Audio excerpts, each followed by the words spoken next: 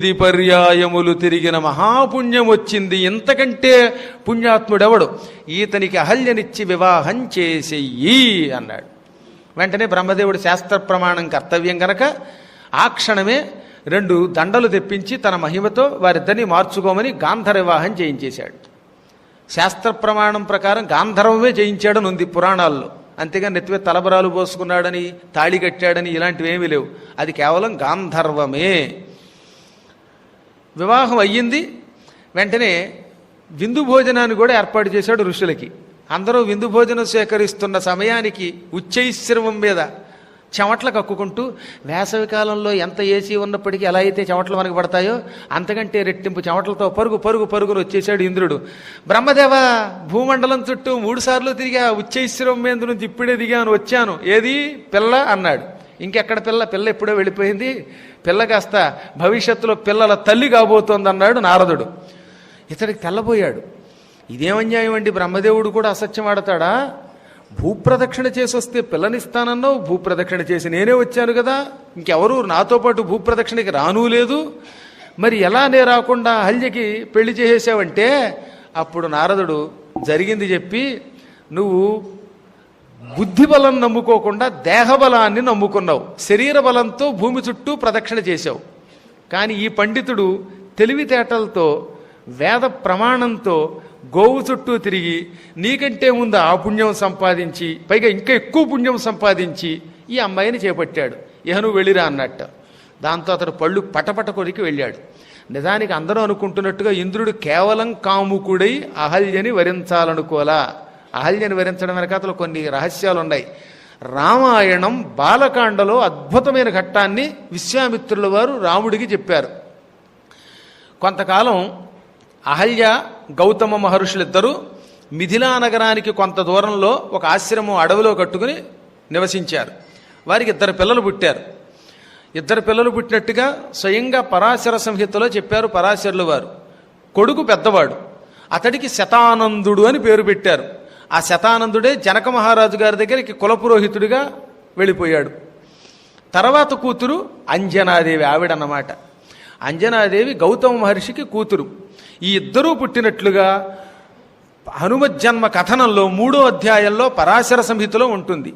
మళ్ళీ కపిల పురాణంలోనూ ఉంటుంది. కాబట్టి అంజనాదేవి స్వయంగా అహల్యా గౌతముల 2వ సంతానము. శతానందుడు ప్రథమ సంతానం, 2వ ఆవిడ అంజనాదేవి. ఈ ఇద్దరూ పుట్టిన కొద్ది రోజులకి అప్పటికింకా శతానందుడు జనక మహారాజు దగ్గరికి వెళ్ళలేదు, అంజనాదేవి కుంజరుడి దగ్గరికి వెళ్ళలేదు. ఒక రోజున తెల్లవారుజామున కాలోచిత కృత్యాలన్నీ తీర్చుకోవడానికి నదీ తీరానికి వెళ్ళాడు. సినిమాల్లో చెప్పినట్లుగా కోడయ్యి ఇంకోటి కొక్కురోకో కోతలు ఇవన్నీ మోసం సుమా. రామాయణంలో అసలు ఆ మాట లేదు. రామాయణంలో లేకుండా పోయి పరాశర సంహితలో ఉందంటే అందులోనూ లేదు. కాబట్టి పురాణాదులలో ఎక్కడో చోట ఉంటే మనం ప్రమాణంగా సేకరిస్తాం. ఎక్కడ ఆయన కేవలము సంధ్యావందనాదులు అర్ఘ్యప్రదానాదులు చేసుకోవడానికి నదికి వెళ్ళిపోయాడని ఉందంతే. తస్యాంతరం విదిత్వా తు సహస్రాక్షః శచీపతి మునివేషధరో హల్యాం యదం వచనమబ్రవీత్. బాలకాండలోని శ్లోకం ఇది. ఒకనాడు అహల్యాపతి గౌతముడు నదీ తీరానికి అర్చనకి వెళ్ళగా ఆయన లేని విషయం కనిపెట్టి దివ్య దృష్టితో ఇంద్రుడు అచ్చం గౌతమ మహర్షిలాగే వేషం వేసుకుని అహల్య ఉన్న చోటకొచ్చి గుడిసె తలుపు తట్టాడు. వచ్చి ఏమన్నాడు? రాగానే ఆవిడ తలుపు తీసింది. ఎదురుగుండా గౌతమ మహర్షి రూపంలో ఈయన ఉన్నాడు. ఋతుకాలం ప్రతీక్షంతే నార్ధినస్సు సమాహితే. ఓ అహల్య, కామం వచ్చినవాడు, కామోద్రిక్తులు ఋతుకాలం కోసం ఎదురు చూడరు. స్త్రీ భార్య ఋతుస్నానం అయిన తర్వాతే ఆమెతో సంగమించాలని శాస్త్రం పూర్వకాల నియమం అది. ఋతుకాలం కోసం నేను ఎదురు చూడలేకపోతున్నాను, విపరీత కామం పుట్టింది. సంగమంత్వహమిచ్చామి త్వయా సహ సుమధ్యమే, నీతో సంభోగాన్ని కోరుకుంటున్నాను ఓ సుందరీ అన్నాడు. సుమధ్యమా అంటే చక్కని నడుము, సన్నని నడుము కలిగింది. కానీ అలా అర్థం చెప్పకూడదని ఒక నియమం ఉన్నది. వరారోహ అన్న సుమధ్యమ అన్న ఉత్తమ స్త్రీ అని. పతివ్రత అయిన స్త్రీని మత్తకాశిని, వరారోహ, సుమధ్యమ ఇలా పిలుస్తారు. దానికి వ్యుత్పత్తి అర్థం చెప్పకూడదు. ఇంక ఉత్తమ స్త్రీ అనవలసింది. ఆయన సంబోధనలోనే ఓ పరమపతివ్రత తరుణి శిరోమణి, ఓ ఉత్తమ స్త్రీ, నీతో సాంగత్యం కోరుకుంటున్నాను, నీ సంభోగం కావాలన్నాడు. ఆవిడ అతన్ని చూచింది. ఏమిటి ఇంద్రుడు ఈ వేషంలో వచ్చాడు, ఏ వేషంలో వస్తేనే ఆయన గుర్తుపట్టే శక్తి ఆవిడ దగ్గర ఉంది. ఆవిడ అంత గొప్పది, అహల్యేం సామాన్యమైనది కాదు. బ్రహ్మదేవుడంతటి వాడు అపూర్వ శక్తితో సృష్టించగా పుట్టిన ఆవిడ. అన్నిటికీ మించి పరమ పూజ్యుడు, తపోనిష్టాగరిష్ఠుడు, గాయత్రీ మంత్రానుష్ఠానవేత్త అయిన గౌతముడి భార్య. అటువంటి ఆవిడికి వచ్చినవాడు ఎవరో తెలియదా? అందుకే మునివేషం సహస్రాక్షం విజ్ఞాయ రఘునందన మతిం చకార దుర్మేధ దేవరాజ కుతూహలాత్. దేవరాజు గారు ఈ రూపంలో వచ్చాడు, కుతూహలంతో ఉన్నాడు. ఎందుకు ఇలా వచ్చాడు? ఇంత మహానుభావుడు అడిగితే కాదనకూడదు అనుకున్నది. అందుకని ఇంద్రుడి మాట కాదనలేక మొగమోటంతో నీ కోరిక తీర్చుకుని వెళ్ళిపో. నిజంగా చిత్రం ఏంటో తెలుసా? రామాయణం ఇక్కడ మాత్రం చాలా చమత్కారం చేసింది. అందరికీ తెలియవలసిన అవసరం ఉంది. ఎక్కడ మారువేషంలో ఇతడు వచ్చిన విషయం తెలియకుండా లేదు. అంటే ఆవిడికి తెలుసు. తెలిసి వచ్చి నా పాతివ్రత్యం భంగం కాకుండా మునిగి తెలియకుండా వెళ్ళంది. ఇంద్రుడు వచ్చి ఆమెతో సంభోగించినట్టు కూడా లేదు. మాట వరసకు కూడా మీరు వరుసగా శ్లోకాలు చదవండి, తొందరగా వెళ్ళిపో అన్నదంతే. అనగా అసలు అంతరార్థం ఏంటంటే, పరపురుషుడు తన భర్త వేషంలో వచ్చి ఆ ఇంట్లోకి అడుగు పెడితే కూడా అది పాతివ్రత్య భంగం కింద లెక్క అని ఆ కాలం నియమం అది. అందుకే గౌతముడు నువ్వు భ్రష్టురాలివయ్యావని ఎక్కడ అనలేదు శాపంలో. మీరు ఈసారి కొంచెం జాగ్రత్తగా చదవండి ఆ శ్లోకాలు. ఎక్కడ అహల్యా సాంగత్యం చేసినట్టు ఉండదు. మనం భ్రమపడతాం ఆ శ్లోకాలకు ఏదో రకంగా కింద మీద బయట అర్థం చెప్పుకోవడమే తప్ప. నువ్వు తొందరగా వెళ్ళిపో అంది. ఈయన సంతోషంతో వెనక్కి తిరిగాడని ఉంది. సరే, మొత్తం మీద ఏం జరిగిందో అది పరమాత్మకి తప్ప రెండో గంటడికి తెలియదు. దీన్ని బట్టి మాత్రం సరిగ్గా గుడిసెలో నుంచి బయటకు వచ్చాడు గౌతమ మహర్షి వేషంలో ఉన్న ఇంద్రుడు. ఆ సమయానికే నదీ తీరంలో నిత్యకృత్యాలన్నీ ముగించుకుని అక్కడికి వచ్చాడు గౌతముడు. చూడగానే ఇంద్రుడిని కనిపెట్టేశాడు. ఓరి దుర్మార్గుడా, మారు వేషంలో వస్తావా, నా భార్యని పట్టుకుంటావా, దీనికి తగిన ఫలితం అనుభవించు అని వెంటనే నీ వృషణములు రెండూ తెగి నేల మీద పడిపోగాక. పురుషుడికి వృషణములున్నంత వరకే కామం ఉంటుంది. కామం పోవాలంటే వృషణములు పోవాలి. ఇంద్ర, నీ వృషణములు నేల మీద పడిపోగాక విగత వృషోభవ అన్నాడు. వెంటనే ఆయనకు వృషణములు రాలిపోయాయి. ఏడుస్తూ పోయాడు ఇంద్రుడు భ్రష్టుడై. వెంటనే ఇప్పుడు భార్యకేసి తిరిగాడు. వచ్చినవాడు ఎవడో తెలుసు కదా, వాడిని ఆహ్వానించావు కాబట్టి నువ్వు భ్రష్టురాలి కింద లెక్క. నీకు కూడా ఏదో ఒక ప్రాయశ్చిత్తం లేకపోతే యావజ్జీవితం ఏడుస్తూ కూర్చుంటావు నువ్వు. అయ్యో పరపురుషుణ్ణి సేకరించానని. ఇహ వర్ష సహస్రాణి బహూనిత్వం నివత్స్యసి వాయుభక్ష నిరాహార తప్యంతి భస్మశాయిని అదృశ్య సర్వభూతానాం ఆశ్రమేస్మిన్ నివత్స్యసి వసించదవుగాక. ఈ ఆశ్రమం దగ్గరే ఉండు. ఎలా ఉంటావు? 1000 సంవత్సరాలు ఇక్కడే అదృశ్య సర్వభూతానాం, ఎవ్వరికీ కనపడకుండా. ఏ బండరాయి అయిపోయిందని ఇలాంటివన్నీ అబద్ధాలు. నువ్వు ఎవరికీ కనపడకుండా అదృశ్య రూపంతో ఇక్కడే ఉండు. నిన్ను చూడగలిగేవాడు రాముడే. అంటే ఆయన కాలు తగిలితే నువ్వు అదృశ్యురాలు అవుతావు. అంతవరకు అదృశ్య. వాయుభక్ష, గాలి మాత్రమే పీల్చుకుంటూ బతుకు, భోజనం లేకుండా ఉండు. నిరాహార, రాయి అయితే ఆహారం ఎలా ఉంటుంది అసలు? అందుకే ఎవరికీ కనపడకుండా రాయి వలే అక్కడ. తప్యంతి భస్మశాయిని, పైగా నీ ఒళ్ళంతా బూడిద పడిపోయి భస్మములో ఉండువుగాక, భస్మములో నిద్రించదవుగాక. ఈ భస్మం అనే మాట చాలా చమత్కారంగా వాడారండోయ్. విభూతి ఎంత పాపాన్నైనా పరిహరిస్తుంది. పరమ సాధువులకి ఆహారం లేనివాడు విభూతిలో పడుకుంటే వాడికి ఆకలి వెయ్యదు. నిజంగా ఓం నమశివాయ అనుకుంటూ విభూతిలో పడుకునేవాడికి ఆకలి వెయ్యదు అనడానికి ఉదాహరణ నేనే. హిమాలయ పర్వతాల్లో 3 రోజుల పాటు ఒళ్ళంతా విభూతి పూసుకుని గుడ్డ లేకుండా తిరిగిన ఏమవదు. ఆ విభూతి మహిమటువంటిది. ఓం నమశివాయ అనుకుంటూ. మీకు ఈసారి వీలుంటే చూడండి, కేదారం దగ్గర గజగజలాడిపోతూ మనం ఆ చలిలో ఒళ్ళంతా ఎలుగు వంటి కోట్లు లాంటి కోట్లు వేసుకున్నా సరే చలిస్తుందా లేదా మనకి. కానీ అక్కడ కొంతమంది దిగంబర యోగులు కేవలం గోచీగొట్ట కట్టుకుని ఒళ్ళంతా బూడిద పూసుకుంటారు. ఆపాదమస్తకం విభూతితో త్రిశూలాలతో ఉన్న యోగులు ఉన్నారు కొందరు. అందరూ చూశారు ఇంచుమించుగా. వాళ్ళ దగ్గర అసలు ఏం గొడ్డుంది? ఆ మంచు మీద కటిక నేల మీద కేవలం విభూతి పూసు కూర్చున్నారు. విభూతి గొప్పతనం అది. నేను అనుభవించాను. ఓహో, వీళ్ళు విభూతి పూసుకోవటం వల్ల వీళ్ళకి చలియట్లేదు అనుకుని ఓ రోజున ఏం చేశాను, అక్కడ గంగానదిలో శుభ్రంగా మందాకినిలో స్నానం చేసేసి గట్టగట్టేస్తుంది, ఇక ప్రాణం పోయినట్టు ఉంటుందన్నమాట. అప్పుడు ఒళ్ళంతా కావాలని శిష్యులకి తెలిస్తే రానివారు కనుక పక్కెళ్ళి పూసేసుకున్నాను. ఆపాదమస్తకం ఓం నమః శివాయ అనుకుని విభూతి. ఆ క్షణం నుంచి అసలు వేడి లోపల చక్కగా ఏమీ చలిలేదు. 24 గంటలున్న ఆకలి పెద్దగా అనిపించదు. అందుకనే విభూతికి అంత మహిమ ఉన్నది గనకే నువ్వు భస్మంలో పడుకో, ఎవరికీ కనబడకు, వాయువునే ఆహారంగా స్వీకరించు, 1000 సంవత్సరాలు అక్కడుండు, అదృశ్యురాలివై ఉండి ఎవరికీ కనబడకుండా ఈ ఆశ్రమం దగ్గరే ఉండు. కొంతకాలానికి శ్రీమన్నారాయణుడు రావణ సంహారం కోసం రాముడనే పేరుతో అవతరిస్తాడు. అప్పుడు ఆయన ఇక్కడికి రాగానే ఆయన పాదస్పర్శతో నీ పైనున్న భస్మం తొలగి నీవు పరమ పవిత్రురాలు అవుతావు, తిరిగి నన్ను చేరుతావు, నువ్వు పవిత్రురాలు అవుతావు. లేకపోతే యావజ్జీవితం అయ్యో నేను అపవిత్రురాలనేమో అనే బెంగతోటి కుళ్ళిపోతావు, అందుకని ఈ శాపం నీకు ఇచ్చానన్నాడు. ఈ విధంగా ఆవిడ భస్మశాయిని అయిపోయింది. ఇంద్రుడు వృషణహీనుడైపోయాడు. మళ్ళీ వెళ్ళి దేవతల దగ్గరికి వెళ్ళి వృషణములు లేకపోతే ఎలాగా, నేను అసలు ఎందుకు వెళ్ళానో తెలుసా అన్నాడు. రామాయణంలో మాట చెబుతున్నాను నేను, వెళ్ళి అక్కడ ఇక్కడ మాట కల్పిత కథ కాదు. వెంటనే ఇంద్రుడు దేవతల్ని పిలిచి, గౌతముడు నిరంతరం మహాతపస్సు చేస్తున్నాడు, ఆయన తపస్సుని పాడు చేయడం మన ధర్మం. ఎందుకంటే ఆయన అంత తపస్సు చేశాడంటే నా పదవికి పోటీ వస్తాడు. ఆయన అంత పూర్వం పాడు చేయడానికి రంభాదుల్ని పంపాను, కానీ వాళ్ళ వల్ల ఆయన భ్రష్టుడవల. తపస్సుల్ని పాడు చేయాలంటే ఒకటే, వాడి కోపం తెప్పిస్తే శాపం పెడతాడు, శాపం పెడితే తపస్సు అంతా నాశనమే. అందుకే మీరు గుర్తుపెట్టుకోండి, ఎవడన్నా మనల్ని కవ్వించినా చిరునవ్వు నవ్వుతూ పలకరించండి. విసిగిస్తారు, ఒక్కోసారి మనల్ని తెగ విసిగిస్తారు, ఎన్ని చెప్పండి మీరు. కానీ అప్పుడే కొంచెం నిగ్రహంతో ఉంటే తపశ్శక్తి నిలబడుతుంది. ఒక్కసారి మనం కోపం తెచ్చుకున్నామంటే యావజ్జీవితం ఆర్జించిన మహాతపస్సు నశించిపోతుంది.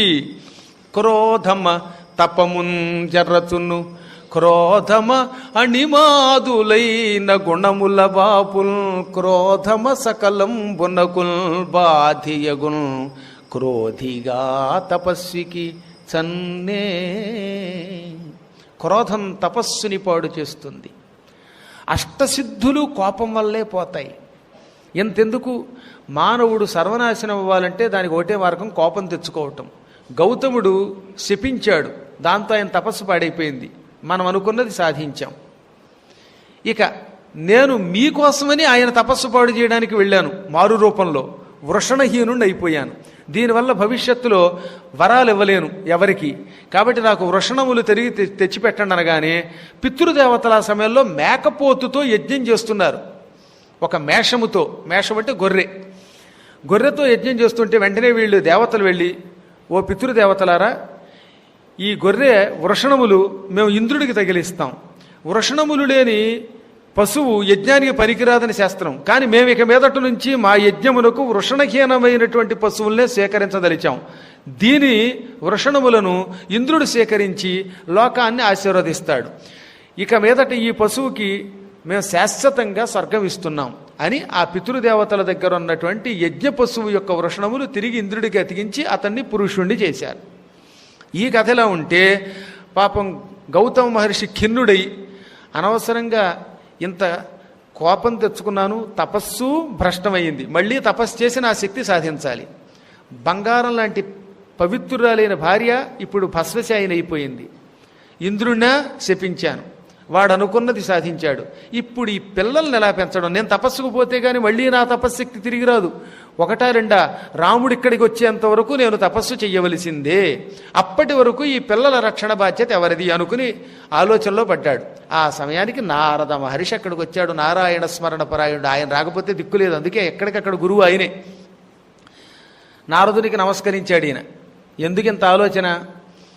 నీ కుమారుణ్ణి శతానందుణ్ణి నేను బాగా విద్యావృద్ధి పొందేలా చేసి పండితుణ్ణి చేసి జనకునికి ఇస్తాను.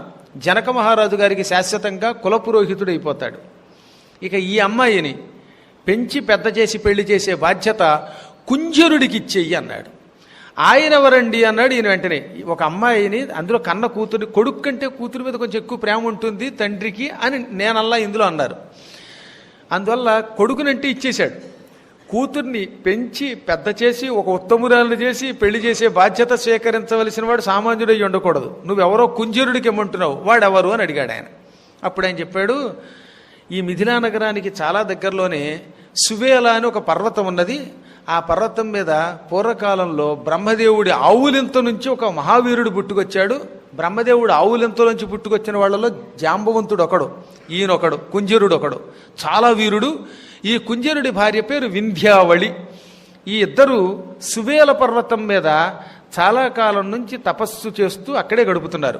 వాళ్ళకి పెళ్ళైనా సంతానం కలగలేదు.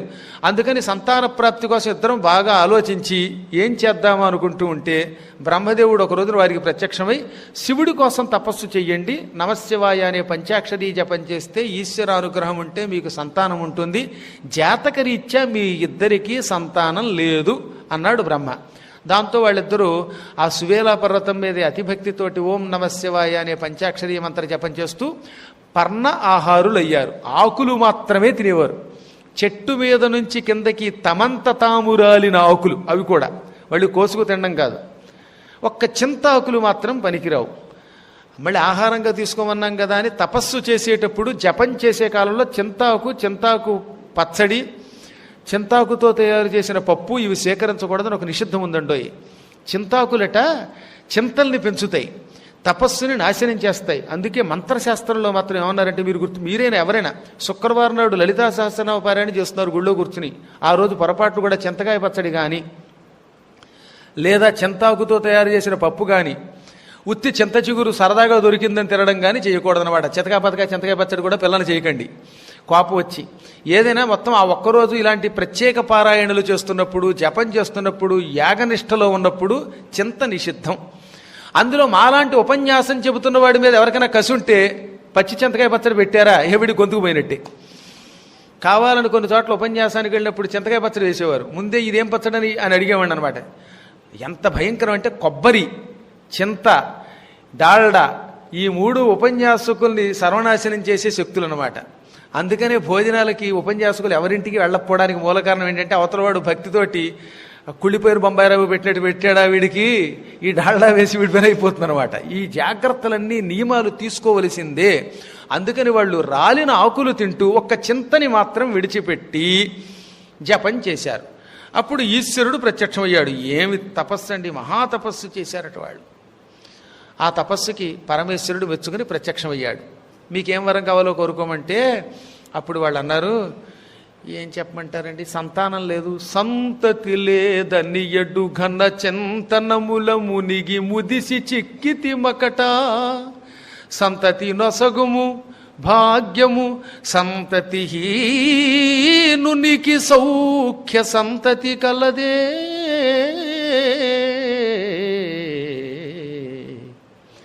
సంతానం లేదనే బాధతో చిక్కిపోయాం.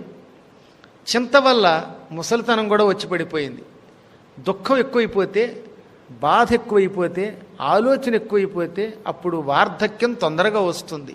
అందుకే మునిగి ముదిసి చిక్కితి మేము చింతల్లో మునిగి ముసలివాళ్ళం అయిపోయి చిక్కి శల్యమై బాధల్లో పడిపోయాం. నువ్వు వచ్చావు, అనుగ్రహించావు, భాగ్యంతో కూడిన సంతానం ప్రసాదించు. సంతానం లేనివాడికి సుఖ సంతానం లేదు, సౌఖ్యము లేదని అర్థం. అనగానే మీకు ఈ జన్మలో మీ శరీరముల నుండి సంతానం పొందే యోగం లేదు, కానీ తొందరలో ఒక ఆడపిల్ల మీ దగ్గరికి చేరుతుంది. ఆమెను ప్రేమగా పెంచి పెద్ద చెయ్యండి. ఆమె కడుపున నేను నా అమోఘ తేజస్సుతో పుడతాను. ఇక చూడండి, మీ వంశానికి అపూర్వమైన ఖ్యాతి వస్తుంది. చిరజీవి అవుతాడు ఆ కుర్రవాడు. ఏది, మీరు పెంచుకోబోయే అమ్మాయి కడుపున పుట్టేవాడు సాక్షాత్ రుద్రస్వరూపుడవుతాడు. ఎన్ని యుగాలైనా ఆయన కీర్తి చెక్కు చెదరకుండా ఉంటుంది. ఆయనని అనుక్షణం మానవులు తలుచుకుంటారు. ప్రతి గ్రామంలోనూ అతనికి ఎక్కడో చోట గుడో గోపురమో ఉంటుంది. ఎంతెందుకు, అతని పురాణాన్ని 40 రోజుల పాటు కలియుగంలో వతిపర్తి పద్మాకర్ గారు చెబుతూ ఉండగా శృంగేరిపీఠంలో వింటారు భక్తులు కూడా. అని ఈ విధంగా ఈశ్వరుడు వరమివ్వగానే పోన్లే, కొడుకైతేనే కూతురైతేనే కనడం కంటే పెంచడం ఇంకా తేలిక అనుకుని వాళ్ళ ఇంటికి వచ్చేశారు. అదిగో ఆ కుంజరుడు, వింధ్యావళి ఈశ్వరానుగ్రహం వల్ల తమకి ఎప్పుడు వస్తుందా కుమార్తె, ఆమెను పెంచి పెద్ద చేద్దామా అని ఎదురు చూస్తున్నారు, నీ కుమార్తెని పట్టుకెళ్ళి ఇచ్చేయి అనగానే నారదాజ్ఞని స్వీకరించి గౌతమ మహర్షి వెంటనే వాళ్ళకి ఆ కుమార్తెని ఇచ్చాడు. అప్పటికి ఆ అమ్మాయికి కేవలం 3 సంవత్సరాలు 3 నెలల 3 రోజులు. ఆ పిల్లని వాళ్ళు ప్రేమగా పెంచడం మొదలెట్టారు. గౌతముడు తపస్సుకు వెళ్ళిపోయాడు. క్రమంగా మహాసౌందర్యవతి అయ్యింది. ఆమెకు అన్ని విద్యలు నేర్పారు మరుద్గణములు. అందులో కామరూప విద్య అని ఒక విద్య ఉన్నది. కామరూప విద్య ధరించిన వాడు, దాన్ని నేర్చుకున్నవాడు ఏ రూపం కావాలంటే ఆ రూపం ధరించవచ్చు. హఠాత్తుగా కోతి అవ్వాలంటే కోతవచ్చు, కుక్క అవ్వాలంటే కొవ్వచ్చు, కొంగవ్వాలంటే కొంగవచ్చు. మీ రూపం నా రూపం ఏ రూపమైనా ధరించవచ్చు. ఇలా అనేక విద్యలు నేర్చుకున్నది. సంస్కృత పాండిత్యం వచ్చింది, కామరూప విద్య నేర్చుకున్నది, మహామహిమలు పొందింది, నవయౌవనవతి అయ్యింది. ఇక ఈ అమ్మాయికి మంచి వరుడు ఎక్కడ దొరుకుతాడా అని ఆ కుంజరుడు ఎదురు చూడటం మొదలెట్టాడు అంజనాదేవికి. ఇప్పటికీ కూడా అంజనాదేవి తపస్సు చేసిన స్థలం మీకు అంజనాద్రి మీద 7 కొండల్లో పెద్ద ఆంజనేయ స్వామి విగ్రహం పెట్టారు చూసారా, ఆ పక్కనే చిన్న సొరంగంలో ఉంటుంది. ఆ ప్రాంతంలోనే అంజనాదేవి చాలా కాలం తపస్సు చేసింది. ఆ కాలంలో చాలా గొప్ప మహాపర్వతం మరొకటి ఉన్నది. పర్వతాల్లో కల్లా చాలా గొప్ప పర్వతం సువీర పర్వతం, సువేలా పర్వతం, సుపర్వ పర్వతం. ఇవి కుల పర్వతాలని పేరు. అందులో సువేలా పర్వతం మీద కుంజరుడు ఉండేవాడు. సువీర పర్వతం మీద శంఖశబలాలను ఉండేవారు 2 రాక్షసులు. సుపర్వ పర్వతం మీద కేసరి అని పేరు కలిగిన ఒక వానర వీరుడు ఉండేవాడు. ఇతడు కూడా బ్రహ్మ శరీరం నుంచి ఆవిర్భవించిన మహానుభావుడు కేసరి కూడా. అసలు అతని పేరు ఏమీ లేదు, అతను బ్రహ్మపుత్రుడు అనేవారు మొదట్లో అతన్ని. కొంతమందికి పేర్లు తర్వాత మారిపోతాయి, ఇక మారిపోయిన పేర్లతోటి వాళ్ళని పిలుస్తాం. అసలు పేరు అతని పేరు బ్రహ్మపుత్ర, మహావీరుడు వాడు. సుపర్వ పర్వతం మీద చాలా కాలం ఉండి వానరులు 50,000 మంది తనను సేవిస్తూ ఉండగా యజ్ఞాలు చేస్తూ ఋషుల్ని గౌరవిస్తూ పాండిత్యంతో బ్రతికిన మహాత్ముడు ఆయన. ఆ పర్వతానికి కూడా సుపర్వ పర్వతం అని ఎందుకు పేరు వచ్చిందంటే సుపర్వ అనే శబ్దానికి దేవతలు అని అర్థం. దేవతలు చాలా కాలం ఆ కొండ మీద తపస్సు చేశారు. ఆ తర్వాత ఆ కొండ ఇతనికి అధికారం కింద ఇచ్చేసి వెళ్ళిపోయారు. వాళ్ళు వెళ్ళిపోతూ దేవతల్ని సుపర్వులు అంటారన్నమాట. అంతటి మహానుభావులు ఉన్న గొప్ప కొండ మీద ఇతను రాజ్యాన్ని నెరవేర్చుకుంటూ చలాయిస్తూ ఉండేవాడు అధికారాన్ని. ఒక రోజున కొంతమంది ఋషులు బ్రాహ్మీ ముహూర్తంలో ఇతని దగ్గరకు వచ్చారు.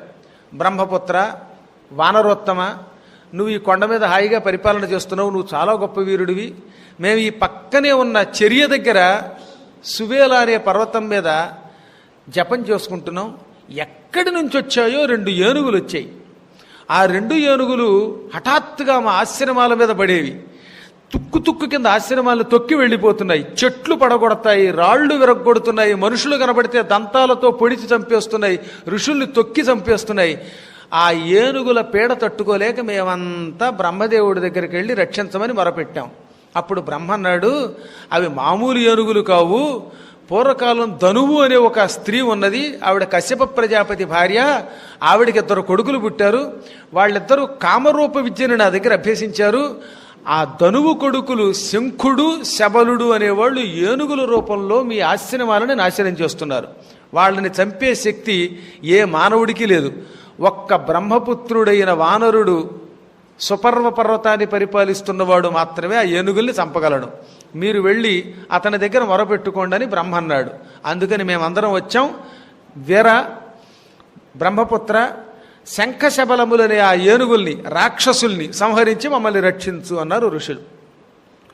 వాళ్ళకి అభయం ఇచ్చి వెంటనే ఈయన వాళ్ళు ఉన్న స్థానానికి వచ్చాడు. ఈ ధనువు కొడుకులు శంఖుడు, శబలుడు అనేవాళ్ళు ఏనుగుల రూపంలో ఉన్నారు. రాక్షసులుగా ఉంటే శంఖుడు, శబలుడు అనేవారు. ఏనుగుల రూపంలో ఉన్నప్పుడు శంఖం, శబలం అన్నారు. ఈ 2 నల్లని ఏనుగులు ఏకంగా పెద్ద కొండల్లో ఉన్నాయి. అవి మంచి దంతములతో ఉండేవి. ఇవి వీరప్పన్ లాంటి వాళ్ళు లేళ్ళండి ఆ రోజుల్లో, అందువల్ల అలా బతికి బట్టకట్టాయి. ఆ ఏనుగులు విజృంభించి ఈ బ్రహ్మపుత్రుడు వెళ్లే సమయానికి కొండల్ని పిండి చేస్తూ, ఆశ్రమాలను ధ్వంసం చేస్తూ వీరవిహారం చేసేస్తున్నాయి. ఎటు చూచినా ఆ ఏనుగుల దెబ్బకి విరిగి కింద పడిపోయి ముక్కలు ముక్కలైపోయిన పెద్ద పెద్ద చెట్లు, చిన్నాభిన్నమైపోయిన కొలనులు, తెగిపోయిన తామర తూడులు, వీటితో బీభత్సంగా ఉంది. పెద్ద తుఫాను వచ్చిన తర్వాత అడవి ఎలా ఉంటుందో అలా ఉందిట పాపం. ఋషులు అదుగో బ్రహ్మపుత్ర ఆ ఏనుగులే మా ప్రాణం తీస్తున్నాయి చంపమనగానే ఇతడు వెంటనే జబ్బలు తరుచుకుని ఒరేయ్ ధనుపుత్రులారా ఎక్కడికి పెడతారు రండిరా అన్నట్ట. ఘోర యుద్ధం జరిగింది. సంవత్సర కాలం యుద్ధం చేశాడు ఆ శంఖంతో శబలుడితో. ఆయన ఏనుగుల్ని చితక్కొట్టేశాడు. చిట్ట చివరికి వాటి దంతములు విరగ్గొట్టి తొండములు రెండూ పుచ్చుకొని ఆ తొండాలతో గిర్ర గిరగిరా తిప్పి ఒకదానితో ఒకటి ఢామ్మని కొట్టి కొట్టి కొట్టి కొట్టి చంపి వారేసి అవతల విసిరేశాడు. వెంటనే ఋషులేమన్నారు, సింహపరాక్రముడి అతడు, కేసరి కేసరి, ఒక్క సింహమే ఏనుగుని చీల్చి చెండాడగలదు, అటువంటిది ఈ ఏనుగుల రూపంలో ఉన్న రాక్షసుల్ని పీనుగుల్ని చేశావు గనక ఈ రోజు నుంచి నీకు కేసరి అని బిరుదిస్తున్నాం అన్నారు. అసలు బ్రహ్మపుత్రుడు పోయి కేసరి పేరు అతనికి సార్థకం అయిపోయింది. ఆ కేసరి శంఖశబలాలని చంపి ఈ విధంగా ఋషుల్ని ఉద్ధరించాడు. ఈ మాట మళ్ళీ మనకి సుందరకాండలో సీతాదేవితో అంటాడు హనుమంతుడు, అమ్మా శంఖం శబలం అనే ఏనుగుల్ని చంపిన కేసరి కొడుకుని నేను అసత్యం ఆడతానా అని సీతాదేవితో స్వయంగా సుందరకాండలో చెబుతాడు. ఈసారి ఇంటికెళ్ళి సుందరకాండ చూడండి. ఈ రెండింటినీ చంపాడు. అక్కడ శాంతి యథాప్రకారంగా నెలకొన్నది. ఋషులు హాయిగా యజ్ఞం చేసుకున్నారు. అంత తేలిగ్గా భగవంతుడు శాంతిగా ఉండనిస్తటండి. 4 రోజులు సుఖంగా ఉంటే మళ్ళీ 5వ రోజు ఏదో కష్టమే. ఆ తర్వాత కొంతకాలానికి శంబసాధనుడు అని మరొక రాక్షసుడు పుట్టుకొచ్చాడు దితి గర్భం నుంచి. వాడు బ్రహ్మ కోసం తపస్సు చేసిన మహావీరుడు. నాకు వానరుల చేతుల్లో తప్ప ఇంకెవరి చేతిలోనూ చావు లేకుండా వరమేమన్నాడు. దాంతో బ్రహ్మ వరం ఇచ్చాడు. వాడిని ఎవరు ఏం చేయలేకపోయారు. వాడు విజృంభించాడు, దేవతల్ని చీల్చి చెండాడాడు. ఏనాడు ఎండకన్నెరుగని ఇంద్రుని ఇల్లాలు కూడా అడవుల్లో తిరగవలసి వచ్చిందట వాడి దెబ్బకి. మొత్తం అమరావతిని విడిచిపెట్టి వాళ్ళంతా భూలోకానికి చేరారు. అమరుల కాట పొట్టగు అమరావతి పురము అసురుల కాట పట్టయ్యనేడు.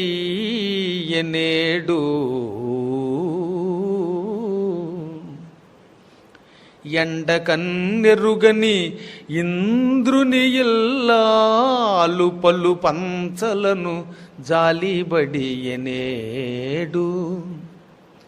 కలిమి గారాబు బిడ్డలు జయంతాదులు శబరార్భకుల వెంట తనిరినేడు.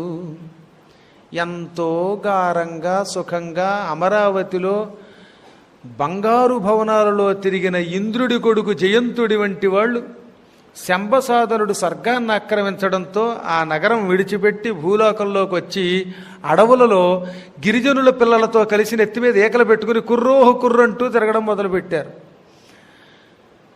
ఎండకన్ను ఎరగని ఇంద్రుడి ఇల్లాడు అంటే ఎప్పుడు ఏసీ రూములో సుఖంగా ఉండేది. పాపం బయట తిరగవలసిన అవసరం లేదు. అంతఃపురంలో అసూర్యం పశ్య, సూర్యుడిని చూడలేదన్నట్టుగా తిరిగిన ఆవిడ కూడా ఈ దెబ్బకి భూలోకానికి వచ్చి బోయేవాళ్ళు గుడిసెలు వేసుకుంటే ఆ గుడిసెల ముందున్న అరుగు మీద పడుకుని నిద్రపోవడం మొదలెట్టింది. ఇంద్రుడు ఆహారం లేక అలమటించిపోయాడు.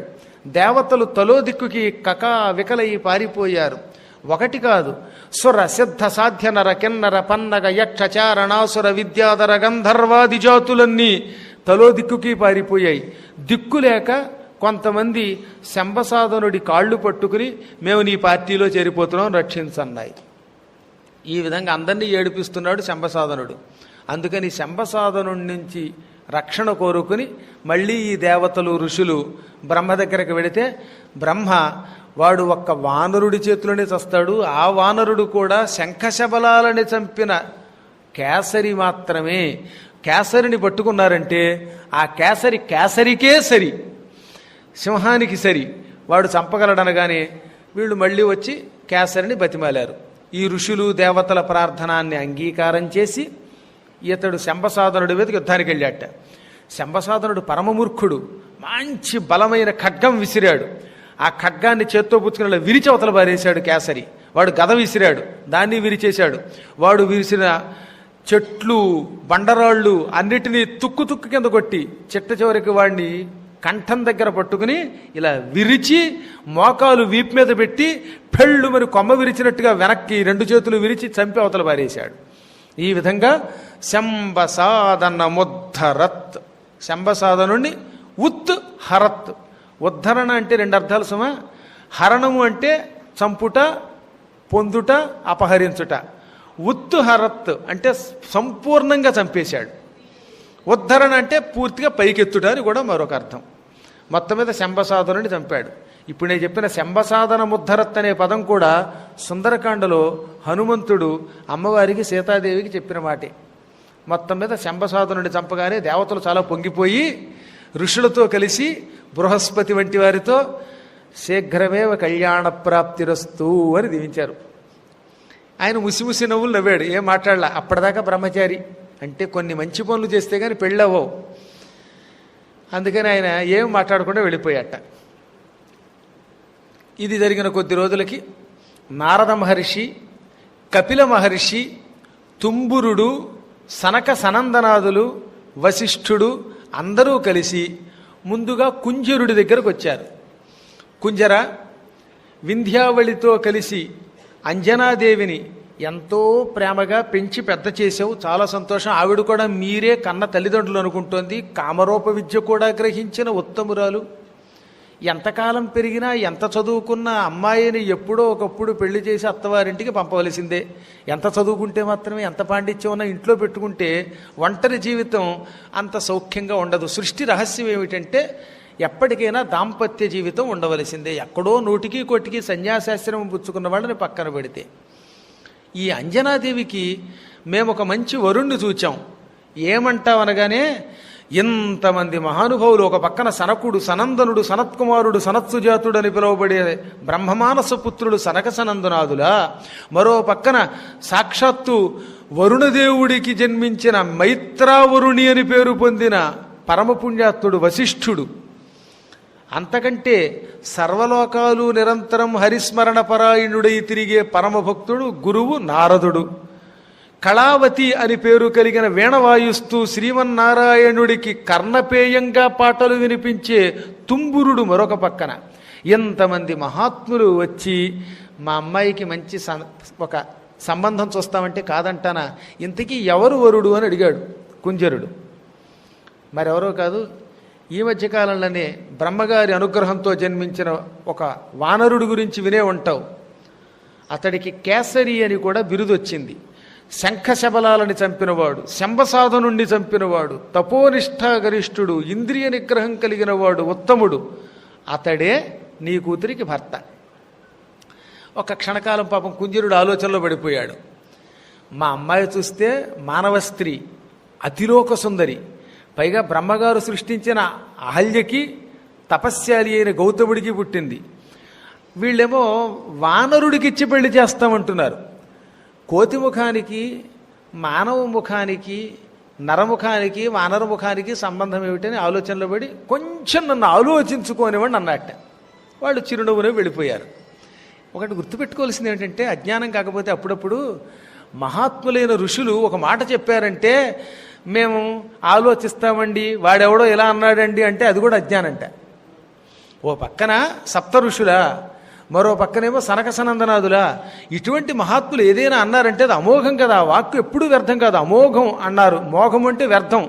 మహాత్ములు తపస్సుతో ఒక మాట అన్నారంటే ఇక మాటకి తిరుగు ఉండదు. ఇక మీదట మీరు ఎప్పుడైనా గొప్ప వ్యక్తుల దగ్గరికి వెళ్ళాక వాళ్ళు ఏదన్నా చెయ్యమని చెబితే ఇక కాదని అనకూడదు, మళ్ళీ ఆలోచిస్తామని అనకూడదు, రెండో మాట అనకూడదు, లేదా అసలు వాళ్ళ దగ్గరికి వెళ్ళకూడదు. సలహా కోసం, ధర్మ సందేహం కోసం వచ్చారండి, ఇలా చెయ్యడం మంచిది అని శాస్త్రం చెప్పాను, కానీ మా ఇంట్లో ఒప్పుకోవట్లేదంటే ఇంకెందుకు నా దగ్గర రావడం ఎందుకు? అసలు నీ ఏదో ఒకదాన్ని కఠోరంగా పట్టుకో. మహాత్ములకు ఉన్న తపశ్శక్తి వల్ల వాళ్ళు చెప్పారంటే చేసి తీరవలసింది, దానికి అన్యథాత్వం ఉండకూడదని శాస్త్రం అన్నమాట. కుంజరుడు గొప్పవాడే, ఏం చెబుతాం, ఒక్కొక్కప్పుడు కూతురి మీద ప్రేమలా అనిపించింది అన్నారు. సమీర కుమార విజయంలోనూ వానర గీతలో కూడా ఇంత జ్ఞాని, తపస్సు చేసినవాడు, శివభక్తి కలిగినవాడు, శివుడు ఏమని చెప్పాడు, ఈ అమ్మాయి కేసరి అనేవాడికి భార్య అవుతుంది, నేనే వానర రూపంలో పుడతానని చెప్పాడు, వరం ఇచ్చాడు. అయినా కుమార్తె మీద ఉన్న వ్యామోహం వల్ల కాసేపు జ్ఞానం పోయి అజ్ఞానం ఆవరించింది. శివపురాణంలో మేనాదేవి శివుడు వస్తూ ఉంటే ఎన్ని రకాలుగా అనుకుంది, పిశాచ ముఖం, చిచ్చి ఇలాంటి వాడికి ఎలా పెళ్లి చేస్తానని అనుకోలే. అదే యోగం అంటారన్నమాట. ఎంత మహాత్ముడైనా మాయలో నుంచి బయటపడలేడు. ఆ మహామాయా విమోహితుడై ఆలోచించి చెబుతానన్నాడు. వీళ్ళు నవ్వుకుంటూ వెళ్ళిపోయారు. ఒక రోజున శివుడి పూజకి పువ్వులు కొయ్యడానికి అంజనాదేవి సువేల పర్వతం దగ్గరికి వెళ్ళింది. ఆ పూటే ఎందుకో తెలియదు కానీ శివపూజకి కావలసిన పుష్పములు ఆ పర్వతం మీదే ఉన్నాయని ఆ పువ్వులు కొయ్యడానికి కేసరి కూడా అక్కడికి వచ్చాడు. ఇద్దరూ ఒకరినొకరు వీక్షించారు. మన్మధుడు పంచబాణాలు విడిచిపెట్టాట. వానర రూపంలో ఉన్న కేసరిని చూచి ఆమె ముగ్ధురాలైపోయింది. ఆ అపూర్వ సౌందర్యానికి కేసరి ముగ్ధుడైపోయాడు. వెంటనే ఆవిడ ముఖం తిప్పుకుని వెళ్ళిపోయింది. ఈయన వెనక్కి వచ్చేశాడు. ఇక చూడండి, ఆ క్షణం నుంచి మనస్సులో నిలవలేదు కేసరికి. వెంటనే నారద మహర్షిని పిలిపించి, గురువుగారు కళ్యాణమస్తు అని దీవించారు. ఒక సుందరీమణిని చూచాను నేను సువేల పర్వతం దగ్గర. ఆ సుందరి ఎవరో ఏమిటో తెలియటం లేదు. ధర్మం ప్రకారంగా కన్యని పలకరించకూడదు కనుక మా వానరులకు ఆ నియమం ఉంది కనుక పలకరించలేదు. ఆమె ఎవరో తెలుసుకుని కాస్త పెళ్ళయ్యేలా చూడండి అన్నట్ట. ఆయన చిరునవ్వు నవ్వి, మా ప్రయత్నమే అది నాయన, ఆవిడే కుంజరుడి యొక్క పెంపుడు కూతురు అంజనాదేవి, మేము ఆమెను నీకిచ్చి వివాహం చేయాలనే ప్రయత్నిస్తున్నాం, నువ్వు ఇక్కడే ఉండని బయలుదేరి కుంజరుడి దగ్గరికి వెళ్ళాడు. ఏం కుంజరా, ఆలోచన అయ్యిందా అన్నట్ట. నాదేముందండి, మా అమ్మాయిని పిలిచి అడుగుదామని అమ్మాయి అన్నాడు. అంజనాదేవి వచ్చింది. ఎవరో కేసరి అనే ఒక వానరుడు ఉన్నట్ట. ఆయన నిన్ను వివాహం చేసుకుంటానంటున్నాడు, నీకు అంగీకారమేనా అంటే ఆవిడ ఆనందం తట్టుకోలేక, ఎందుకంటే కేసరిని చూచింది. ఆయన కేసరి అని ఆవిడికి ఎందుకు తెలుసు అంటే కామరూప విద్య తెలిసిన మహాత్మురాలు. అందుకని కళ్ళు మూసుకుని అతడు కేసరి అని కనిపెట్టింది. నాన్నగారు మీరు ఆ మాట అన్నాక కాదంటానా, అలాగే కానివ్వండి అంది. ఇంక మళ్ళీ రెండో మాట లేదు. భగవంతుడి అనుగ్రహం అనమాట. ఆయన సంతోషపడిపోయి మా అమ్మాయి కూడా కేసరిని వివాహం చేసుకోవడానికి ఒప్పుకున్నది, అతడు ఒప్పుకున్నాడు. కాకపోతే ఒక్క ఇబ్బంది, మా అమ్మాయి నరస్త్రీ, మేము వానర దంపతులం, అవతలవాడు వానరుడు. ఇప్పుడు ఈ నరవానర వివాహం ఎలాగా అని ఆలోచిస్తున్నాను అనగానే, అమ్మాయి ఒక్కసారి వానర రూపం ధరించు అన్నాడు నారదుడు. ఆ క్షణమే ఎర్రని మూతితో కామరూప విద్యతో అపూర్వమైన వానరాకారం ధరించింది. వానరీ అయిపోయింది అనమాట. ఆడుకోతిగా మారిపోయింది. అలా మారింది అంజనాదేవి. అసలు కోతిగా ఉన్నా కూడా ఆవిడ చాలా అందంగా ఉంటుంది. అసలు కోతుల్లో కొన్ని భలే అందంగా ఉంటాయిలండి. కొంతమంది మనుషులు కోతుల్లో ఉంటారు, కొన్ని కోతులు మనుషుల్లో ఉంటాయి. ఆవిడ పరమసుందరీమణిగా ఉన్నది. వెంటనే నారదుడు శుభముహూర్తం పెట్టాడు. వైశాఖ మాసంలో శుక్లపక్షంలో ఏకాదశి నాడు కళ్యాణ ముహూర్తం. ఆ రోజు శుక్రవారం కూడా కలిసి వచ్చింది వాళ్ళ అదృష్టవశాత్తు. చెప్పాగా, ఈ కథ అంతా ఏమిటో తెలియని విచిత్రం అంతా వైశాఖ మాసం చుట్టూ నడుస్తుంది. ఆ వైశాఖ మాసంలో శుక్లపక్షంలో ఏకాదశి నాడు నారదుడు, తుంబురుడు, సనకసనందనాదులు, వశిష్ఠుడు, వీరితో పాటు బృహస్పతి, బ్రహ్మదేవుడు కూడా అక్కడికి చేరాడు. ఎంతమంది సమక్షంలో అంజనాకేసరులకి అపూర్వంగా నరవానర సంప్రదాయ శాస్త్రోక్త ప్రకారంగా వివాహం జరిగింది. ఆ తర్వాత వారిద్దరూ కలిసి తిరిగి సుపర్వ పర్వతానికి వెళ్ళిపోయారు. 1000 ఏళ్ళు గడిచింది, సంతానం లేదు. కొంచెం బెంగ పెట్టుకుంది ఆవిడ. పిల్లలు లేకపోతే అన్నిటికంటే పెద్ద బెంగ. కొంతకాలం పెళ్ళి అవ్వలేదని బెంగ. కొడుకులు కల్గుదాకా ఒక కొన్ని దినంబులు చింత, నందనుల్ పొడమినా ఆయువున్ బలము బుద్ధియు విద్యయు చాలా కల్గగా ఉడుగని చింత కల్గి తను నోలి భజం పన్ని చింత, తండ్రికెప్పుడు కడు చింత చేయుదురు పుత్రులు శత్రులు కాక మిత్రులే. అన్ని బెంగలే ఈ జీవితంలో. పెళ్ళవకపోతే మా అమ్మాయికి పెళ్ళవలేదు, మా అబ్బాయికి పెళ్ళవలేదు. ఏదో మొత్తం మీద పెళ్ళయిందనుకోండి, పెళ్ళయ్యాక మంచి సంతానం కలగలేదు. తీరా సంతానం కలిగాక మళ్ళీ వీడికి ఆయువు ఎలా ఉంటుంది, బలం ఎలా ఉంటుంది, విద్య వస్తుందా రాదా, బుద్ధి ఉంటుందా లేదా, మళ్ళీ అమెరికా పెడతాడా లేదా. భారతదేశం దేశం కాదు, ఎవడికి వాడికి అమెరికా పోవటమే. తీరా అక్కడికి వెళ్ళాడు, ఉద్యోగం వచ్చింది, మళ్ళీ సరైన పిల్లలు వస్తుందా లేదా. ఈ ఇద్దరూ కలిసి ముసలితనంలో వార్ధక్యంలో మనల్ని చూస్తారా లేదా. తండ్రికి ఎప్పుడు కడు చింత చేదురు. ఎంత గొప్ప పద్యం అండి అసలు అది. వార్ధక్యంలో అన్నిటికంటే బెంగ ఏమిటంటే, ఈ పిల్లలకి పెళ్ళైపోయింది, మనల్ని చూస్తారా లేదా. తను నోలి భజింపని చింత. కొన్ని వందల సంవత్సరాల క్రితం ఈ బెంగ ఉందన్నమాట. అమెరికా లేని రోజుల్లోనే, అంటే ఇక్కడ ఉద్యోగాలకు అక్కడికి వెళ్ళని రోజుల్లోనే. ఇప్పుడా నాన్న చచ్చిపోయాడురా, ఎలాగో నేను వచ్చేదాకా ఏముంటుందండి, అన్నీ అయిపోయినామండి, ఆఖరిని వస్తే వీలుంటే వస్తా, లేదా లీవ్ లేదంటున్నాడు చాలా చోట్ల. ఏమిటి దీనివల్ల ఏమి సాధిస్తున్నారు? ఎక్కడికక్కడ పిల్లల్ని ఇంట్లో ఉండకుండా అమెరికా దోసేసి, ఇంగ్లాండ్ దోసేసి, ఇక్కడ మాత్రం వీళ్ళు ఏదో కాలక్షేపం చేస్తూ వృద్ధాశ్రమాల్లో చేరి తిండి లేక తిప్పలేక, పోని ఇక్కడ ఎవరూ లేకుండా కాలక్షేపం చేస్తున్నప్పుడైనా పురాణం వినడానికి రాకుండా దరిద్రపు సీరియల్స్ చూస్తూ మళ్ళీ అక్కడ. ఇది బతుకు. ఈ బ్రతుకు వల్ల ఏం చివరికి సాధిస్తున్నారో తెలియదు అని నేను అనలేదు, పెద్దలు అన్నారు. తండ్రికి ఎప్పుడు కడుచింత చేయుదురు పుత్రులు శత్రులుగాక మిత్రులే. ఇప్పుడు సంతానం లేదని ఆ బెంగలో వీళ్ళు కూడా ఈ చింతలో మునిగిపోయారు. ఒక రోజున అంజనాదేవి, అందరూ గొడ్రాలు అంటున్నారు, సంతానం లేకపోతే చాలా బాధగా ఉంది, మీరు ఏదన్నా ఒక్క ప్రయత్నం చేయండి, వివాహం దగ్గరుండి జరిపించిన వాడు నారదుడు, ఆయన్నే సలహా అడగండి అన్నది. వెరిదానా, నాకు ఆ చింత లేదనుకుంటున్నావా? యద్దుష్కరం యద్దురాపం యద్వర్గం యచ్చ దుర్లభం తత్సర్వం తపసా ప్రాప్యం తపోహి దురతిక్రమం. ఈ లోకంలో దేన్నైనా సాధించటానికి ఒక మార్గం ఉన్నది. ఇంకా జీవితంలో ఈ పని చెయ్యలేము అనుకున్నాం అనుకోండి ఓ పనిని, ఆ పనిని సాధించడానికి ఉపాయం ఉంది. ఇక ఈ మాట మనం మాట్లాడలేము, ఈ పురాణం చెప్పలేం బాబోయ్ అనుకున్నాం, కానీ ఆ పురాణం చెప్పడమో లేక ఆ మాట మాట్లాడాలడో అనుకోవడానికి ఒక ఉపాయం ఉన్నది. ఇక ఈ ప్రదేశంలోకి వెళ్ళలేం బాబోయ్, జీవితంలో ఫలానా దేశానికి ఫలానా ప్రాంతానికి వెళ్ళలేం అని అనిపించింది అనుకోండి, అక్కడికి కూడా వెళ్ళడానికి ఒక మార్గం ఉన్నది. ఈ వస్తువు ఇక మనకి లభించదు అని అనిపించింది, కానీ ఆ వస్తువుని కూడా పొందడానికి ఒక మార్గం ఉన్నది. ఏమిటది? పొందలేని వస్తువు పొందడానికి, చెయ్యలేని పని చెయ్యడానికి, మాట్లాడలేని మాట మాట్లాడడానికి, వెళ్ళలేని చోటికి వెళ్ళడానికి ఒకటే మార్గం. తత్సర్వం తపసా ప్రాప్యం. తపస్సుతో దేనినైనా సాధించవచ్చు, కానీ తపస్సుతో సాధించవచ్చు. తపోహి దురతిక్రమం. తపస్సు మాత్రం చాలా కష్టమైనది, అంత తేలిక కాదు తపస్సు అంటే. తపస్సుతో పొందొచ్చు, కానీ తపస్సు చెయ్యడం కొంచెం కష్టం. ఒక సద్గురువుని పట్టుకోవాలి, క్రమం తెలుసుకోవాలి, గురుభక్తితో ఆ మంత్రానుష్ఠానం చెయ్యాలి, చెప్పిన దీక్ష మళ్ళీ చెప్పినట్టు చెయ్యాలి. ఒక 40 రోజులు ప్రదక్షిణ చేయమన్నాం.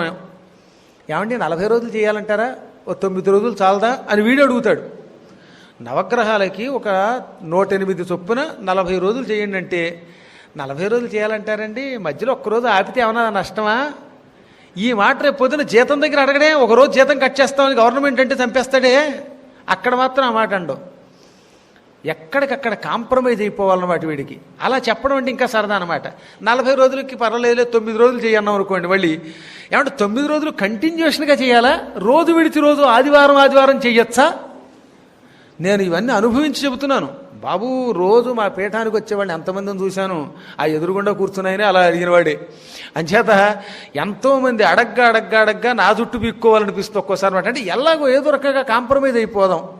భగవంతుడి దగ్గర మాత్రమే. దీపారాధనకి సమయం ఉండదట, పూజకి సమయం ఉండదు, ప్రదక్షిణకి సమయం ఉండదు, పురాణానికి సమయం ఉండదు, మిగతా అన్నిటికీ సీరియల్స్ చూడడానికి, క్రికెట్ చూడడానికి, ఐపీఎల్ చూడడానికి, ఐపీ పెట్టడానికి టైం ఉంటుంది. ఈ ఒక్కదానికి మాత్రమే సమయం ఉండదు. అలాంటిది చాలా దురదృష్టం, అజ్ఞానం అన్నమాట. అందుకే తపోహి దురతిక్రమం. తపస్సు కొంచెం కష్టపడాలి, సాధించాలి, కానీ దానితో సాధించలేనిదంటూ ఏమీ ఉండదు.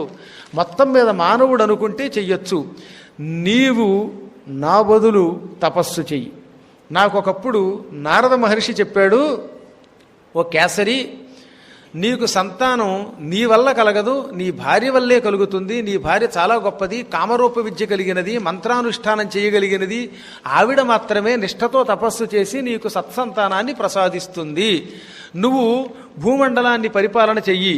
నువ్వు తపస్సుకు వెడితే ఆ సమయంలో కొంతమంది రాక్షసులు విజృంభిస్తారు. కాబట్టి నువ్వు పరిపాలన చేసి నీ భార్యని తపస్సుకు పంపితే ఆమె తపశ్శక్తితో నీకు మంచి పుత్రుణ్ణి ప్రసాదిస్తుందని చెప్పాడు. ఇప్పుడు నాకు అది నిజం అనిపిస్తున్నది. నువ్వు మారు మాట్లాడకుండా ఇప్పుడే నారదుణ్ణి పిలిపిస్తాను. పంచాక్షరీ మంత్ర జపం చేసుకుంటూ వెంకటాద్రికి వెళ్ళు. ఆ మధ్య పర్వతం దగ్గర కఠోర తపస్సు చెయ్యి, ఆ తర్వాత సంతానం కలుగుతుంది అన్నాడు. ఆవిడ సంతోషించింది. వెంటనే నారద మహర్షిని పిలిచారు. నారద మహర్షి వచ్చాడు. అష్టమి, నవమి, చతుర్దశి, ఈ మూడు మంత్రదీక్షకి చాలా మంచివి, అమ్మవారి పూజలకి చాలా మంచివి. కొన్ని కోరికలు తీర్చుకోవడానికి ఉపాసనలకి అష్టమి నవమి చతుర్దశులే చాలా మంచివి. దుర్గా సప్తశతిలో మార్కండేయ పురాణంలో అష్టమ్యాంచ చతుర్దశ్యాం నవం యాంచైకచేతసః అని ఒక గొప్ప శ్లోకం ఉన్నది. అష్టమి, చతుర్దశి, నవమి ఈ మూడు తిథులలో నా మహిమ విన్నా, నా అనుష్ఠానం చేసినా, నా కథ శ్రద్ధగా విన్నా అటువంటి వారిని అనుగ్రహిస్తాను. చాలా ఇష్టం నాకని అమ్మ పదే పదే చెప్పింది. ఇటు దుర్గా సప్తశతిలో మార్కండేయ పురాణంలోనూ చెప్పారు, దేవీ భాగవతంలో చెప్పారు, బ్రహ్మాండ పురాణంలో చెప్పారు.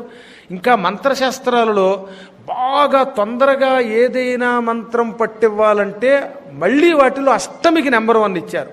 అష్టమి, నవమి, చతుర్దశి మూడు గొప్పవైనా అష్టమి నాడు మంత్రోపదేశం పొందినా, అష్టమి నాడు మంత్ర జపం దీక్ష మొదలుపెట్టినా అటువంటి వాడికి సిద్ధి తొందరగా కలుగుతుంది, సాధనలో బాగా పరిపక్వత వస్తుంది. ఎంతెందుకు, అష్టమి నాడు మంత్రోపదేశం పొంది జపం చేయడం మొదలుపెట్టిన వాడు అష్టకష్టాలు వచ్చినా దాన్ని సాధించగలుగుతాడు అని శాస్త్రం అన్నమాట. అందుకే నారద మహర్షి ఒక అష్టమి నాడు అష్టమూర్తి అయిన ఈశ్వర మంత్రాన్ని ఆవిడికి అనుష్ఠానంగా ఇచ్చాడు.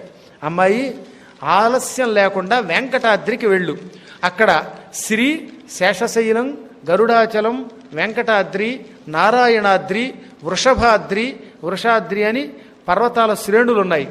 ఆ సప్త పర్వతాల మధ్యలో కూర్చో. అక్కడ ఒక చిన్న సెలయేరు ఉంది, ఒక గుహ కూడా ఉంది. ఆ ప్రాంతంలో గుహలో నివసిస్తూ సెలయేట్లో స్నానం చేసి నిత్యం అర్ఘ్యం సంధ్యావందనం పూర్తి చేసి తదనంతరం మంత్ర అనుష్ఠానానికి వెళ్ళు. ఆ జపం చేసినంతకాలం ఆహారం మాత్రం సేకరించుకో, నిరాహారాలే ఉండు. నువ్వేం చేస్తావంటే రోజు ఉదయం పూట ధ్యానమగ్నురాలువై 2 చేతుల్ని ఎడమ చేతి మీద కుడి చెయ్యి పెట్టుకుని వక్షస్థలానికి దిగువ భాగం దగ్గర పొట్టకి పై భాగంలో ఇలా పెట్టుకో. ఈశ్వరుడు మెచ్చి రోజు నీకు ఆహారం ఇస్తాడు. ఇలా చేతులు పెట్టుకోగా ఆ చేతుల్లో ఏం పడితే దానిని మాత్రమే తిను, ఇంకా తక్కిన ఆహారం స్వీకరించకు. అలా తనంత తాను చేతిలో పడిన ఆహారమును మాత్రమే స్వీకరించి తపస్సు చేసిన వాళ్ళు కూడా నిరాహారులు అని పిలువబడతారన్నమాట. నిరాహారులు అనేదానికి చాలా నియమాలు ఉన్నాయి. అడగకుండా ఎవడన్నా తనంత తాను ఇస్తే మాత్రమే ఆహారం తింటే వాడు నిరాహారి, అడిగితే అధికాహారి. నాకు గోంగూర పచ్చడి కావాలి, దప్పకాయ పచ్చడి కావాలి, ఆవకాయ కావాలి అని అడిగామనుకోండి, నాగొట్టి వాడు ఎవడన్నా, ఆవకాయ అంటే సహజంగా ఆంధ్రులకు ఇష్టం కనుక అప్పుడు వాడు ఆహారి కింద లెక్క. అడగకుండా ఏదైనా ఇస్తే తిన్నాడా వాడు నిరాహారి. ఇవన్నీ నియమాలు. అందుకని నీ అంతటా నువ్వు అడగకుండా చేతిలో పడిన ఆహారమును స్వీకరించు, అప్పుడు నిరాహారి అవుతావు. ఆ తపస్సు వల్ల నీకు ఒక మహానుభావుడు లోకోత్తర చరిత్రుడు పుడతాడు. అతడి వల్ల నీ వంశమే తరించిపోతుంది. ఎంతెందుకు నీ పేరు జగత్ప్రసిద్ధికి ఎక్కుతుంది. నిజం చెప్పాలంటే ఆంజనేయుడు అంటే అర్థం ఏంటి? అంజనాయా అపత్యం పుమాన్ ఆంజనేయ, అంజన కొడుకుని అర్థం. అంజని అనకండి, అంజన అనాలి. అందుకే తెలియక పదే పదే అంజని అంటున్నారే, అది అంజని అనే శబ్దమే లేదు అసలు సంస్కృతంలో. అంజనా, హనుమాన్ అంజనా సూనుహే, అంజనీ సూనుహ్ కాదు. అది తెలియక వచ్చింది. హిందీ సంప్రదాయంలో అంజని అంటారు. అంజన పేరు ఆంజనేయుడి వల్ల ప్రసిద్ధికి ఎక్కింది, కానీ లేకపోతే మనం ఆవిడ తలుచుకుంటామా? అందువల్ల నీ పేరు భవిష్యత్తులో ప్రసిద్ధికి ఎక్కుతుంది, యుగాంతం వరకు భక్తులు నిన్ను తలుచుకుంటారు అని నారదుడు వరమిచ్చాడు, దీవించాడు. భక్తితో గురువుగారిని పూజించింది, పాదాలకు నమస్కారం చేసింది. శుభముహూర్తంలో మంత్రానుష్ఠానాన్ని చేయడానికి 7 కొండలకు బయలుదేరింది. 7 కొండలకు వెళ్ళాలంటే మరి రిజర్వేషన్ అవి ఉంటాయి కదా. రేపు పొద్దున్న అక్కడికి వెళ్ళాక ఆవిడ తపస్సు చేయటం, తక్కిన హనుమజ్జన్మ కథనాదులన్నీ చెప్పుకుందాం. యథాప్రకారంగా రేపు సాయంత్రం 6:30 కలుసుకునేదాకా స్వస్తి ప్రజాభ్య పరిపాలయంతాం న్యాయ్యేన మార్గేణ మహీం మహిషాః గోబ్రాహ్మణేభ్య శుభమస్తు నిత్యం. లోకాః సమస్తాః సుఖినో భవంతు.